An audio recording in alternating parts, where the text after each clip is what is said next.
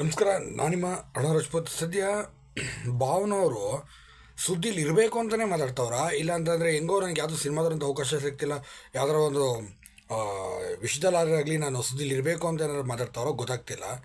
ದೊಡ್ಡ ಹಿರಿಯ ನಟಿಯಾಗಿ ಸ್ವಲ್ಪ ಜವಾಬ್ದಾರಿಯಿಂದ ಮಾತಾಡೋದು ಭಾಳ ಒಳ್ಳೆಯದು. ನಾನು ದರ್ಶನ್ ಪರ ನಿಲ್ತೀನಿ ಅಂತಂದರೆ ಏನು ಅರ್ಥ ಅಂತ ಗೊತ್ತಾಗ್ತಿಲ್ಲ. ಹಾಗೆ ದರ್ಶನ್ನೇ ಕೊಲೆ ಮಾಡಿದ್ದಾನೆ ಅಂತ ಎಲ್ಲರೂ ಮಾಧ್ಯಮದವ್ರಿಗೆ ಮರುಪ್ರಶ್ನೆ ಮಾಡ್ತಾನೆ ಇದ್ದಾರೆ. ಏನೋ ಇವರೇ ಅವ್ರು ಮಾಡೇ ಇಲ್ಲ ಅನ್ನೋ ರೀತಿಯಲ್ಲಿ ನೋಡಿರೋ ರೀತಿ. ಈಗ ನನ್ನ ಪ್ರಶ್ನೆ ಏನಂದರೆ, ದರ್ಶನ್ ಕೊಲೆ ಮಾಡಿದ್ದಾರೆ ಅಂತ ಈಗ ಎಲ್ಲ ಸುದ್ದಿವಾಹಿನಿಗಳು ಸುದ್ದಿ ಮಾಡೋದಾಗಿದ್ದರೆ, ಮಾಡಿಲ್ಲ ಅಂತ ನೀವೇನೋ ನೋಡಿದ್ದೀರಾ? ಮಾಡಿದ್ದಾರೆ ಅಂತ ನೀವು ನೋಡಿದ್ದೀರಾ ಅಂತ ನೀವು ಪ್ರಶ್ನೆ ಮಾಡೋದಾದರೆ, ಮಾಡಿಲ್ಲ ಅನ್ನೋದು ನೀವೇನೋ ನೋಡಿದ್ದೀರಾ? ನೋಡಿಲ್ಲ ತಾನೇ. ಅಂತೆ ಕಂತೆ ತಾನೇ ಇಲ್ಲೆಲ್ಲ ನಡೀತಿರೋದು. ವಿಚಾರಣೆ ನಡೆದು ಚಾರ್ಜ್ ಶೀಟ್ ಈಗಾಗಲೇ ಆಗ್ತಾ ಇದೆ ಅಲ್ವಾ? ಚಾರ್ಜ್ ಶೀಟಲ್ಲಿ ಏನಾಗ್ತದೆ ನಿಮಗೇನೋ ಗೊತ್ತಿದೆಯಾ?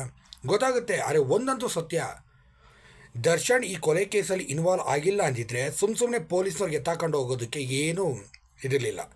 ಪೊಲೀಸ್ನವ್ರು ಎತ್ತಾಕೊಂಡು ಹೋಗಿದ್ದಾರೆ ಅಂತಂದರೆ, ಪೊಲೀಸ್ನವ್ರು ಮಾಡಿದ್ದಾರೆ ಈ ಕೆಲಸ ಅಂತಂದರೆ, ಇದರ 100% ದರ್ಶನ್ದು ಕೈವಾಡ ಇದೆ ಅನ್ನೋದಂತೂ ಕನ್ಫರ್ಮ್. ಯಾಕೆ ನಿಮ್ಮನ್ನೇ ಕರ್ಕೊಂಡು ಹೋಗಲಿಲ್ಲ? ಮತ್ತು ಈ ಕೇಸಲ್ಲಿ ರೇಣುಕಾಸ್ವಾಮಿ ಕೇಸಲ್ಲಿ ಭಾವನೂ ಇರ್ಬೋದು ಅಂತ ಕರ್ಕೊಂಡು ಹೋಗ್ಲಿಲ್ವಲ್ಲ? ಅರ್ಥ, ಈ ಕೇಸೊಳಗೆ ಯಾರ್ಯಾರು ಇದ್ದಾರೋ ಅವ್ರು ಅಷ್ಟು ಜನನೂ ಕೂಡ ಕರ್ಕೊಂಡು ಹೋಗಿದ್ದಾರೆ. ಈಗ ಇತ್ತೀಚೆಗೆ ತಾನೇ ಪವಿತ್ರ ಗೌಡನೂ ಕೂಡ ಹೇಳಿಕೆ ಕೊಟ್ಟಿದ್ದಾರೆ ಅಂತ ಒಂದು ಸುದ್ದಿವಾಹಿನಿ ಕೂಡ ಬರ್ತಾ ಇದೆ. ಏನಂತ, ದರ್ಶನ್ ಇವೆಲ್ಲ ಮಾಡಿದ್ದು ನಾನೇನೂ ಮಾಡಿದ್ದಿಲ್ಲ ಅಂತ ಈಗಲಾಗಲೇ ಹೇಳಿದ್ದಾರೆ ಅಂತ ವಿಷಯ ಬರ್ತಿದೆಯಲ್ಲ. ವೆಯ್ಟ್ ಮಾಡಿ, ಇನ್ನೊಂದು 2 ತಿಂಗಳು ಚಾರ್ಜ್ ಶೀಟು ಬರುತ್ತೆ. ಚಾರ್ಜ್ ಶೀಟ್ ಬಂದಾಗ ಗೊತ್ತಾಗುತ್ತೆ ಪೊಲೀಸರು ಏನು ಚಾರ್ಜ್ ಶೀಟಲ್ಲಿ ಹಾಕಿದ್ದಾರೆ ಅಂತ. ಆವಾಗ ನೀವು ಇಷ್ಟೆಲ್ಲ ಮಾತಾಡೋರಂತೆ. ಸರಿನಾ? ಧನ್ಯವಾದ.